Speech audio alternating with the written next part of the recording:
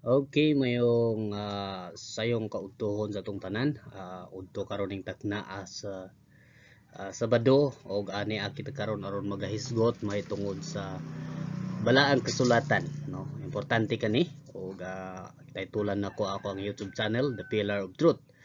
So ang Biblia ang atong hisgutan hilabi na sa dako nga katuyuan sa Dios sa atong kinabuhi. Now karon nga mga higala atong tan-awon kung unsa man ang sinugdanan nganong nahimulag kita sa Dios ug unsay dako nga tuyo ni Kristo. Kung makita nito diya sa ato nga PowerPoint, aduna kitay mga simbolo sa kalibutan. Adunay Kristo nga gilansang ibabaw ng kalibutan, nagula og dugo.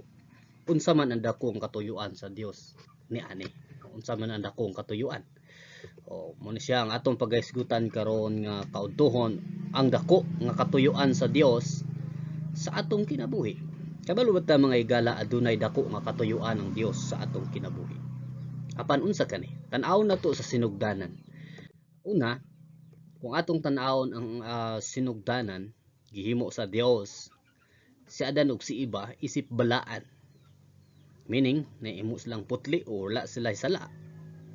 Apan gitagaan sila og usa ka balaod sa Dios. Ingon diya sa Genesis kapitulo 2 bersikulo 16, og ang Ginoo nga Dios misugo sa laki nga nagaingon, sa matag kahoy sa tanaman ikaw mahimong gawasnon nga mukaon. Meaning, kung atong tan-awon pag-ayog gitagaan og balaod sa Dios nga gawasnon mukaon, apan sa bersikulo 17 makita na doon niya nga apan sa kahoy sa kahibalo sa maayo ug dautan ikaw dili mo kaon niini. Kay sa adlaw nga ikaw mukaon niini, ikaw sa siguro mamatay. Unsa man nga kamatayon ang gisgutan diri mga higala? Tan-awon na to ang balaang kasulatan kung unsa kani nga kamatayon. Mao kani ang kamatayon sa relasyon sa tao ug sa Dios. Pasabot ni ana iyang pagaputlon. Apan tinuod man kung atong tan-awon ang balaang kasulatan, si Iba natintal, no? Gitintal sa usa ka bitin ug nagkasala ug iyang gitagaan si Adan, ug silang tanan ug silang nga duha nahimong makasasala atubangan sa Dios. Kung atong tan-awon ang sinugdanan, giabog sila sa Dios tungod sa ilang makasalanan. Giputol sa Dios ang ilang relasyon. Kung tan-awon na to, mao kana siya ang pagkalaglag sa dihang nisupak sila sa usa ka sugo sa Dios nga dili sila mukaon sa tanaman sa Eden. Ingon sa Roma kapitulo 5 bersikulo 12, tungod niini maingon nga pinaagi sa usa ka tawo ang sala misulod nganhi sa kalibutan, ug ang kamatayon pinaagi sa sala, ug busa ang kamatayon midangat sa tanang mga tawo. Tanawa ka nang akong gibadlisan mga higala. Usa ka tawo pinaagi sa usa ka tawo. Si Adan mangyud ang una gihimo sa Dios ug gitagaan niya authority nga iyang bantayan ang iyang kapikas sa kinabuhi. Apan wala niya mabantay, busa nakasala. O pinaagi sa usa ka tawo na himong makasasala. O midangat sa tanang mga tawo kay ang tanan nakasala. So ay exempted mga higala. Bisag kinsa ka man nga ilado sa ibong pundok, walay balaan ni aning tawo sa kalibutan. Usa lang ang balaan, no? Atong isgutan. Tanan kita, ingon sa balaang kasulatan, nahimo kitang makasasala. Kay ang dugo nga naa sa ato, dugo sa pagkamakasalanan, nga gikad sa ato mga ginikanan nga mao nga si Adan ug si Eva. O busa, tungod sa atong mga kasalanan, ingon diya sa Roma kapitulo 3 bersikulo 23, ang tanan nakasala ug nakabsan sa himaya sa Dios. Dili ta pwede mo simba og isig ka tawo nato, dili ta pwede mo dayeg og isa ka tawo nato. Kay we are the same, we are all sinners in the sight of God, mga higala. Tanan ta nahimong makakasasala at tubangan sa Dios. Mao kani siya ang pagkalaglag sa tawo.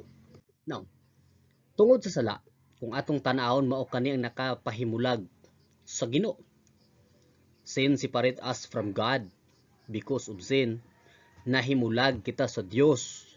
Og tungod ni anang salaa, mao kana ang hinungdan nga ang tawo inig kamatay magduha-duha asa paingon kay doon na may gisgutan ang balaang kasulatan. Mao na siya atong pagatun-an sa ato nga mga topiko nganong dunay katuyuan ang Dios. Busa ang mga tao mo kaning nahimulag kita nga mga tao ingon sa Isaiah 59 bersikulo 2, apan ang inyong mga kadautan mipabulag tali kaninyo og sa inyong Dios. ug ang inyong mga sala mipatago sa iyang nawong gikan kaninyo nga siya dili maminaw. Mga higala, usa kana ang hinungdan ang sala mo'y nakapabulag kanato sa Dios. Sin separate us from God. No? Now, mao kani siya ang dako nga problema nato ug nimo karon. Mangutana ko mga higala. Kay nahimulag man kita sa Dios, nahilayo man kita tungod sa atong sala nga napanunod sa atong mga ginikanan. Ang pangutana diha, kinsa may makapasiguli? Dako kani nga problema sa tao. Kinsa may makapasiguli balik ngadto sa Dios. So, kung atong tan-aw ng balang kasulatan, kinsa man. Daghan mga panghuna-huna ang mga tao nga unsaon nga mabalik sila pag-usab ngadto sa Dios. Pero kung tanaw na to ang balang kasulatan, adunay dakong katuyuan. Busa sa akong giingon ganiha. Kung sabton lang nato ang balang kasulatan, adunay dakong katuyuan ang Dios. Aron nga kita mapasig-uli balik sa Ginoo. Pero daghan mga tao nagahuna sa daghan mga pamaagi nga ang mga plano sa iyang kaluwasan. Dunay mga plano ang tao, dunay mga panghuna-huna ang tao. Sa tao na to una, ang mga panghuna-huna number 1 sa mga tao kaning paghimo og mga maayong binuhatan. It is God, no? Kung tanaw na to, usa kana ka maayo atubangan sa Dios, ikahimuot kana sa Dios. Apan kana ba usa ka garantiya na to or enough na ba kana nga kita mahimo kana natong tulay ang maayong binuhatan ngadto sa Dios? Kung para sa imong huna-huna, daghan man mga tao nagasulti nga nagdepende sa binuhatan. Apan para sa ako mga higala, bisag mismo ako nga gatuon sa balaang kasulatan, gabasa sa balaang kasulatan, gasimba matag Domingo. Dili gyud nako magarantiya nga malangit ko sa akong binuhatan. Kay dili sa tanang panahon mga higala ma-perfect nako. Kay tanan kita mga mapinakyason. Bot ko pasabot, kon diha kita naga gunit sa atong kaluwasan. What if moabot ang takna nga kwaon ta sa Ginoo niya nasayop ta sa atong binuhatan, nakasala. So sayang ang atong pagpaningkamot mga higala. Kay ang kaluwasan, ingon sa balaang kasulatan, Episo 2:8, kay tungod sa grasya kamo nga luwas, pinaagi sa pagtuo ug dili sa inyong kaugalingon. So mao kani ang tubag mga higala. Dili sa atong kaugalingon. So dili gid nato magarantiya nga ang kaluwasan makuha nato pinaagi sa maayong binuhatan. Kay sa wala pa si Kristo gilansang sa cross, gipractice na gyud sa mga tao ang paghimog mga maayong butang. Kani pa sa kang Moses parang gihimo na katong mga napulo kasugo. That is good works, part of the good works. Apan ingon sa balaang kasulatan sa Episo 2:8, kay tungod sa grasya kamo nga luwas pinaagi sa pagtuog, dili sa inyong kaugalingon, kini ang gasto sa Dios. Dili sa mga buhat, ingon sa bersikulo 9. Tanawan ang giingon sa Biblia, dili sa mga buhat, basin adunay tao nga magpasigarbo. So mga higala, kung atong tan-awon ang gisulti sa Episo, dili sa mga buhat kay basin adunay tawo nga magpasigarbo. Nganuman, kay kon ang kaluwasan pinaagi sa binuhatan, pinaagi sa paghatag sa iglesia, kinsa may maluwas? Alaot ang mga pobre, alaot ang dili makahatag sa iglesia.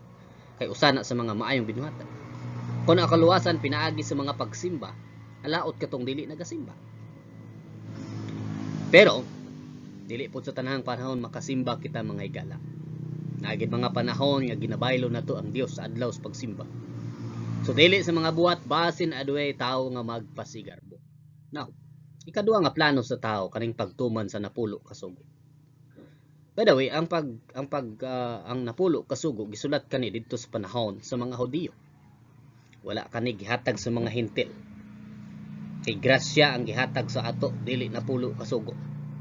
Pero kung atong tan-awon pag-ayo, gisulat ang napulo kasugo sa panahon ni Moses, dili para maluwas sila, kundi para makahimo sila mga maayong butang ug naa sila balaod nga ginasunod. Pero dili kato maoy sumbanan sa kaluwasan mga higala, kay ingon sa balaang kasulatan Galacia 3:11, apan walay tawo nga gipakamatarong pinaagi sa balaod diha sa pananaw sa Dios. Kini klaro kay ang matarong magkinabuhi pinaagi sa pagtuo. Jacobo 2:10, kay si bisan kinsa nga magbantay sa tibuok balaod ug bisan pa nakasupak sa usa ka punto, siya sad-an sa tanan. So mga higala, wa gyud tawo nga perpektong nga makatuman sa napulo kasugo, dili sa tanang panahon. Busa wala kita gipakamatarong pinaagi sa balaod. Now, mao kani siyang dakong katuyuan sa Dios, kay kana kato siyang napulo sugo, kani siyang maayong binuhatan, ato aning paningkamot, ato aning kaugalingon mga panghuna-huna, ato aning kaugalingon nga mga plano para maluwas ta. Pero ang Dios wala siya naghatag og plano may tungodan. Ang warning sa Dios number 1. Ang warning sa Dios number 1. Mga higala, kita nga tao, doon na kita'y lawas, doon na kita'y espiritu, doon na kita'y kalag. Ug ang kalag mao'y sentro sa tanan, tungod kay mao kanang nagdesisyon sa tanan natong kinabuhi. Nakakadiha ang mga pangkasing-kasing na una na ang kaugalingong kabubuton. Now, sa tulo ni ana ingon sa balaang kasulatan sa unang Tesalonica 5:23, og ang Dios gayud sa kalinaw magbalaan kaninyo sa kinatibuk-an. Nganong kinatibuk-an? Og ako nagampo sa Dios nga ang inyong tibok espiritu, tibok kalag ug lawas magpabilin nga dili masaway hangtod sa pag-abot sa atong Ginoong Hesukristo. Mateo 16:26, kay unsa man ang maginansya sa usa ka tawo kun siya makaangkon sa tibok kalibutan ug mawad-an sa iyang kaugalingon nga kalag. So kalag mga higala, o unsa man ang ikahatag sa usa ka tawo sumala sa iyang binuhatan. So unsa man mga pamaagi sa tawo, kay ang kalag maoy hukmanan sa silot, ang kalag maoy dapat silutan. So busa mo kani siya ang usa sa atong hisgutan karon nga kaudtuhon, ang mga warning sa Dios ni aning kalibutan. Ingon sa Hebreano 9:27, og maingon nga kini gikitakda ng hadto sa mga tawo nga sa makausa mamatay apan human niini ang paghukom. Mga higala, kaning gisgutan sa Hebreano 9:27, paghukom na kana kung malangit ba ikaw or maimperno. Oh, paghukom ka na. So dunay mga tawo nga nagaduha-duha, wala kahibalog asa paingon. Busa atong tun-an karon nga samtang buhi pa katay ng kalibutan ba dapat masayod ka sa imong destinasyon. O doon na po yung tao nga nagahisgot nga nagdepende sa Dios. Pero mga higala, kung sabto na to ang Biblia, dapat karon pa lang mahibaluta. So mga kani ang the pillar of truth nga atong pagahisgutan karon nga kaudtuhon mahitungod sa kinabuhi or sa atong kaluwasan, sa atong kalag. Ingon sa Ecclesiastes 12:7, unya ang abog, meaning kani atong lawas mobalik ngadto sa yuta. Igalubong kana, mobalik ngadto sa yuta. Ingon sa kaniadto, ug ang espiritu, kana atong espiritu mobalik ngadto sa Dios kinsa mihatag niini. Now ang pangutana ani atong kalag. Ang pangutana sa kalag, save or not save? Okay? Save or not save?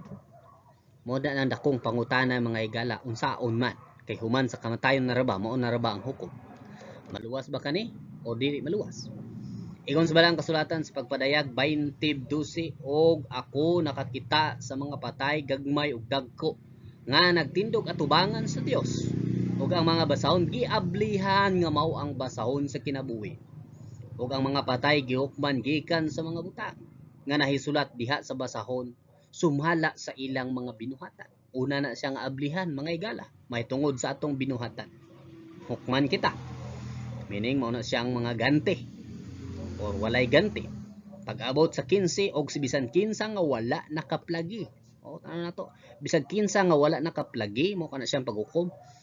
Wala nakaplagi sa basahon sa kinabuhi. Gitambog ngadto sa linaw nga kalay. Mga higala, dirita paingon sa panahon nga dili makita ang atong pangalan nga nahisulat diha sa libro sa kinabuhi. So importante mga higala, na kung tan-aw na sabto na pagay ng pagpadayag 20:15, kung balihon ra gyud nato ang i-analyze nato pag-ayo, may posibilidad nga makita atong pangalan diha. Kanus aman mahimong mabutang ang atong pangalan sa libro sa kinabuhi. Kay usbon ko, kitang tanan makasasala buot pasubot. Mga anak kita sa yawa, kay kita mga makasasala. Ang amahan sa sala mao ang yawa. Kanus aman mahimo kitang anak sa Dios, mo ni siya ang atong pagatun-an, ug kanus aman makaplagan ang atong pangalan diha sa libro sa kinabuhi, no? Diha sa libro sa kinabuhi. Importante mga higalang, samtang buhi pa kaning kalibutan, makahibalo gayud ta sa atong destinasyon.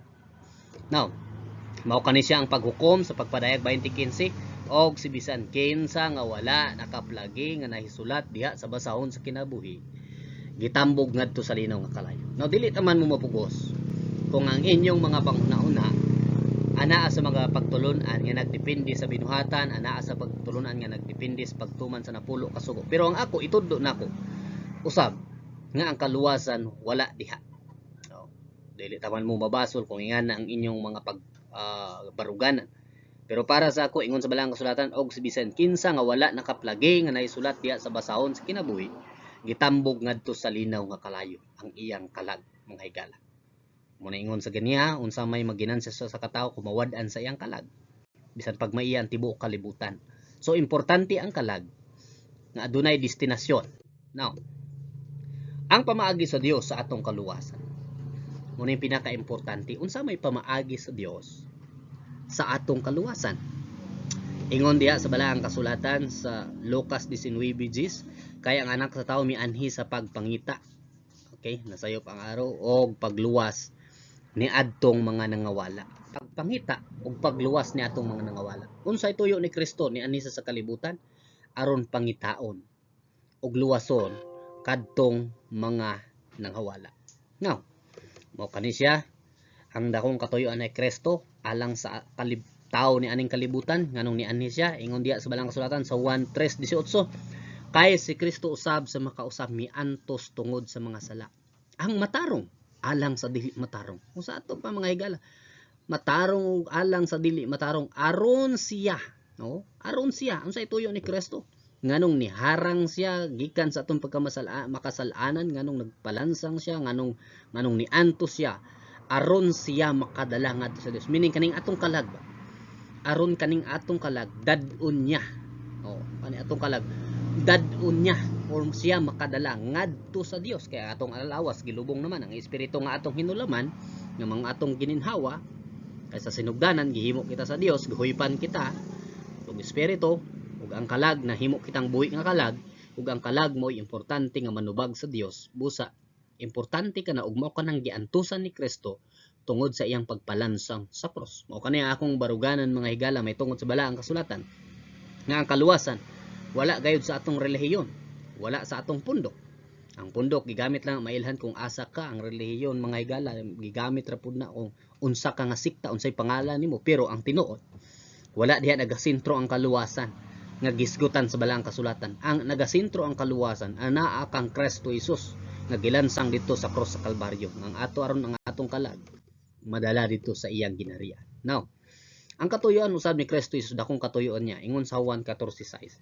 So Jesus mingon ngadto kaniya, ako mao ang dalan, ang kamatuoran ug ang kinabuhi. Simple ang gisgutan niya. Kinsay nangutana ni usa sa iyang disipulo nga mao si Thomas. Si Thomas nag-ingon niya kung mo balik kita sa bersikulo 5. Ingon ni Thomas, Ginoo kala wala mi masayod asa ka paingon. Ug wa mi mahibalo unsay dalan. Busa gitubag sa ni Jesucristo. Nitubag ba si Jesucristo nga ang relihiyon ang dalan? Nitubag ba si Jesucristo nga ang binuhatan ang dalan? Nitubag ba si Jesucristo nga ang pagtuman sa napulo ang kasugo ang dalan? Wala. Unsay ang gitubag? Si Jesus mingon ngadto kaniya, ako mao ang dalan, ang kamatuoran ug ang kinabuhi. Walay tawo nga makaadto sa Amahan apan pinaagi kanako. Kinsay nagsulti ana? Si Kristo Jesus. Dili ta makaadto og langit mga higala kung dili mo agi kang Kristo Jesus. Dili ta mo adto sa ginharian sa Dios kung walay Kristo Jesus nga gilansang sa krus. Now unsa may buhaton nato ana? Religion is not the way to heaven. Pero importante ang relihiyon may gala para mahibaw-an kung asa ka nga sikta. But religion is not the way to heaven. Church is not the way to heaven. No, ato kanang irong kay wa gyud magsulti ang Biblia ana mga higala nga ang simbahan, ang relihiyon mao dalan padulong sa langit. Si Jesus mingon ngadto kaniya, ako mao ang dalan, ang kamatuoran ug ang kinabuhi. Walay tawo nga makaadto sa Amahan apan pinaagi kanako. Now, o kana siya ka importante. Unsa may buhaton nato nga maangkon nato ang Kristo nga kita makabaton og kaluwasan. Ingon sa Balang Kasulatan, bisag kinsa nga mutuo kaniya dili na malaglag. Unsay saad ni Kristo Jesus? Kung kita mutuo kang Kristo Jesus, dili na gayud kita malaglag. Ingon sa unang Juan 5:11. O kini maong pagpamatuod nga ang Dios nakahatag na kanato sa kinabuhing dayon. O nakahatag na. Unsa may ang gihatag? Og kini nga kinabuhi anaa sa iyang anak. kanus mga igsoon, mga higala, asa nato makuha nganong gihatag man si Kristo Jesus aron kita makabaton sa kinabuhing dayon. Gihatag si Kristo Jesus ingon sa Juan 3:18, siya nga nagatuo kaniya dili hinukman sa silot, apan siya nga wala nagatuo gihukman na sa silot. Tanawa mga higala, duha ka klase ang tao niining kalibutan, naay gatuo, naay dili. Kay daghan tao karon nga dili sila komportable nga mutuo lang luwas na. Ang tao karon dili komportable nga pinaagi kang Jesus Christ nga mutuo lang luwas na. Muangkon kang Kristo nga manluwas luwas na. Pero unsay giingon sa balaang kasulatan? Kung dili ka mutuo nga si Kristo Jesus maong imong manluluwas, siya hinukman sa silot. Apan siya nga nagatuo kaniya dili hinukman sa silot. Apan siya nga wala nagatuo gihukman na sa silot, tungod kay siya wala mituo diha sa ngalan sa bugtong nga anak nga gipakataw, no? Sa bugtong nga gipakataw sa anak sa Dios, si Kristo Jesus. Now, it's your choice, no? Magpili ka karong adlaw, karong orasa nga kung ikaw nakakita ani nga lesson, magpili ka kinsa ang imuhang tuuhan. Ang imo bang reliyon nga makaluwas? Daghan kayo karon nagasulti nga siya ang manluluwas, na mga tao karon ga-claim nga siya ang Kristo. Pero kung atong sabton ang Biblia, siya nga nagatuo kaniya dili hinukman sa silot, apan siya nga wala nagatuo gihukman na sa silot, no? Siya nga wala nagatuo, no? Duha ka klase usbon ko ang giskutan sa Biblia. Ang usa ingon sa unang Juan 5:12, siya nga nakabaton, meaning kung ikaw makabaton ni Kristo Jesus, may kinabuhi, no? Siya nga nakabaton sa anak, may kinabuhi. Unsaon pagbaton? Daghan mga pilosopo nga nagaingon unsaon pagbaton ni Kristo Jesus nga tuwa naman sa langit. Mga higala, ang pagbaton meaning pag-accept nimo or imong giangkon pila na katuig ang nilabay nga dunay Kristo nga gilansang sa krus, nagula sa iyang dugo para sa mga sala niya, imong nabatunan, imong giangkon nga kato ang manluluwas, dili angkon nga literal, kundi nagatuo ka nga mao ta ang manluluwas o giangkon nimo nga way laing makaluwas imong kinabuhi. Muna siyang ingon sa unang Juan 5:12, siya nga nakabaton sa anak may kinabuhi, apan siya nga wala nakabaton sa anak sa Dios walay kinabuhi. It's your choice karon mga higala kung kinsa man ang imuhang tuuhan. Pero para sa ako, kung imong angkonon nga si Kristo Jesus usa ka manluluwas ug tuuhan nimo nga way laing makadala makaluwas sa imong kalag ngadto sa ginharian sa Dios, mao kana siyang usa sa akong gituuhan nga gisgutan sa balaang kasulatan karon. Gito gisulti diha, siya nga nakabaton kinsa man na ang buhi nga tawo ni aning kalibutan, kay walay tawo nga namatay na nga mobaton pa kang Kristo, no? Way tao nga musulti, kay ang gisultian aning unang Juan 5:12, ang mga buhi nga tao ni aning kalibutan may panahon pa kanus amang ka mahimong anak sa Dios sa panahon nga imong mabatunan si Kristo Jesus nga mao nga imong manluluwas. Now, sunod, kung ka matikod mo sa pamilyar kani siya nga topiko mga higala, ug matag Holy Week or Semana Santa ginapasalida kani, makita kani nato. Pero ngano man nga importante kani nga topic sa ato mga higala, ug doon na may isa nga naluwas ug ang isa wala. Nga man ingon sa usa sa Lucas 23:9, ug ang usa sa mga kriminal nga gibitay may bugal-bugal kaniya, meaning nagbugal-bugal kaniya nga ingon siya, kung ikaw ang Kristo luwasa ang imong kaugalingon og kami. Unsay ang gipangayo nga kaluwasan mga higala? Kaluwasan sa lawas, dili sa kalag. Busa gisaway sa usa nga ingon sa isa, og ang usa nagatubag nga mibadlong kaniya nga nagaingon, wala ka ba mahadlok sa Dios sa nakita nga ikaw maura ang hukom sa silot? Ingon sa 40 versikulo 41, og siya kita sa pagkatinuod angayan, ingon niya kita dapat ang hukman, no? Dili dapat kaning naa sa atong taliwala kay wala kani sala, kay kita nagdawat sa tukma nga balos sa atong binuhatan, apan kining tawhana walay nahimo nga sayop. Og siya miingon ngadto kaniya, Jesus or Ginoo, hinumdumi ako sa diha nga ikaw nagaabot sa imong ginharian. Unsay tubag ni Kristo Jesus sa Lucas 23:43? Og si Jesus miingon ngadto kaniya, sa pagkatinuod ako magaingon kanimo karong adlaw ikaw mag-uban kanako sa paraiso. Oy mga higala, Kaganiya nagisgota mahitungod sa binuhatan, mahitungod sa napulo kasugo, mahitungod sa relihiyon. Pero kung sabto nato, kani nga kaluwasan nagahisgot mahitungod kang Kristo Jesus nga atong manluluwas. Importante kani sa atong kinabuhi. Ang iyang gipangayo pinaagi sa pagtuo. Og diha dayon gitubag siya karong adlaw dadun ta ka sa akong paraiso. So importante sa atong kinabuhi makabaton kita og kaluwasan. Sa atong kinabuhi makaangkon kita kang Kristo Jesus. Wa na siya gisultuan ni Kristo Jesus nga magbalik ka dito aron magpareliyon mo, balik ka aron maghimo og maayong binuatan, kundi lang iyang gitubag karong adlaw dadun ta ka sa akong paraiso, magauban ka. Ingon sa Roma 10:13 kay bisan kinsa nga mutawag kaniya sa Ginoo maluwas. Bisan kinsa nga mutawag sa ngalan sa Ginoo maluwas. So ingani ka importante mga higala ang gisulti sa balaang kasulatan nga ang atong kinabuhi dapat sa buhi patani aning kalibutan makasiguro na kita asa kita paingon. So ingon diri sa Roma kapitulo 8 bersikulo 1, busa karon wala nay pagkahinukman sa silot ngadto kanila nga anaan ni Kristo Jesus. Kung ikaw anaan ni Kristo Jesus mga higala, dili nakapagahukman pa sa silot. Kung imong tuuhan, imong angkunon, dili nakahukman sa silot. Sige kaingon ko ganiya, kanus aman mabutang ang imong pangalan. Ingon sa Lucas kapitulo 10 bersikulo 20, no, wala nabutang ang zero, pero ingon diha, pagkalipay tungod kay ang inyong mga ngalan nahisulat na sa langit. Mga higala, nindot kayo ang programa karon sa The Pillar of Truth sa ato nga kinabuhi, ug importante nga masabtan gayud nato ang atong kinabuhi samtang buhi pa kita ning kalibutan. Dapat aduna tay destinasyon, kay kun wala ka kay balo, wala ka kasiguro, duhara na ang imong ang posibilidad, usara gid na maimpierno kay wala makakasiguro.